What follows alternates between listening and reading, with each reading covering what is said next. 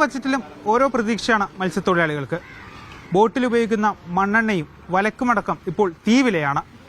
ഈ ബജറ്റിലും അവർക്ക് ഒരുപാട് പ്രതീക്ഷയുണ്ട്. അതെന്തൊക്കെയാണെന്ന് അവരോട് തന്നെ നമുക്ക് ചോദിക്കാം. ഇന്ധന പ്രതിസന്ധി തന്നെയാണ് തൊഴിലാളികളെ ഏറെ ബുദ്ധിമുട്ടിക്കുന്നത്.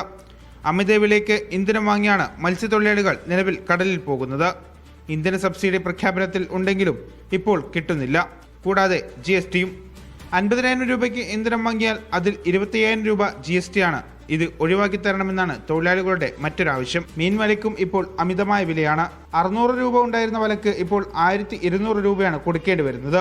ഞങ്ങള് 60 രൂപയ്ക്ക് മുതൽ മണ്ണെണ്ണ മേടിച്ച ആ സ്ഥാനത്ത് നിന്ന് 160 രൂപ മണ്ണെണ്ണക്കാരുണ്ട്. ഞങ്ങളിപ്പോൾ ഈ ചെയ്തുകൊണ്ടിരിക്കുന്ന വലയ്ക്ക് 600 രൂപ കിടന്ന വലയ്ക്ക് ഇപ്പോൾ 1300 രൂപയായി.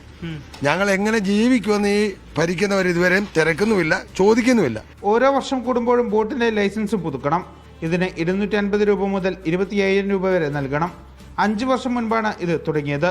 വർഷാവർഷം എന്നത് ഒഴിവാക്കി 15 വർഷത്തിൽ ഒരു തവണ എന്ന രീതിയിലാക്കണമെന്നും തൊഴിലാളികൾ ആവശ്യപ്പെടുന്നു. വറുതിക്കാലത്ത് സർക്കാർ തൊഴിലാളികൾക്ക് നൽകി വരുന്ന ധനസഹായം നിലനിർത്തണമെന്നാണ് മറ്റൊരാവശ്യം. മത്സ്യത്തൊഴിലാളി ഒരു ദിവസത്തേക്ക് ഈ പണിക്ക് പോകാത്ത കാലയളവിൽ 200 രൂപ വെച്ച് നമുക്ക് ഡെയിലി കിട്ടിക്കൊണ്ടിരിക്കുന്നത്. അത് കഴിഞ്ഞ സർക്കാർ ഇരുന്നപ്പോഴും നമുക്ക് കിട്ടിക്കൊണ്ടിരുന്നതാണ്. അത് കിട്ടണം. നമുക്ക് അത് കിട്ടുക തന്നെയല്ല ഇവിടുത്തെ തീരദേശവാസികൾക്ക് സംരക്ഷണം അത് ഉറപ്പാക്കണം. മുന്നറിയിപ്പില്ലാതെ കടലിൽ പോകുന്നതിന് പെട്ടെന്ന് വിലക്ക് ഏർപ്പെടുത്തുമ്പോൾ അതിന് നഷ്ടപരിഹാരമായി 600 രൂപ നൽകണം എന്നും തൊഴിലാളികൾ ആവശ്യപ്പെടുന്നു. ഈ ബജറ്റിലും വലിയ പ്രതീക്ഷയാണ് മത്സ്യത്തൊഴിലാളികൾ പങ്കുവെക്കുന്നത്.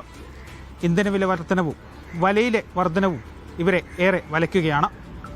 ഇതിനൊക്കെ പരിഹാരമാകുന്ന ഒരു തുക നീക്കിവെക്കും എന്ന് തന്നെയാണ് മത്സ്യത്തൊഴിലാളികൾ പ്രതീക്ഷിക്കുന്നത്. ക്യാമറ പേഴ്സൺ ലേഷ് കാഞ്ഞികാവിനൊപ്പം ഫൈസൽ അസീസ്, മീഡിയ 1, ആലപ്പുഴ.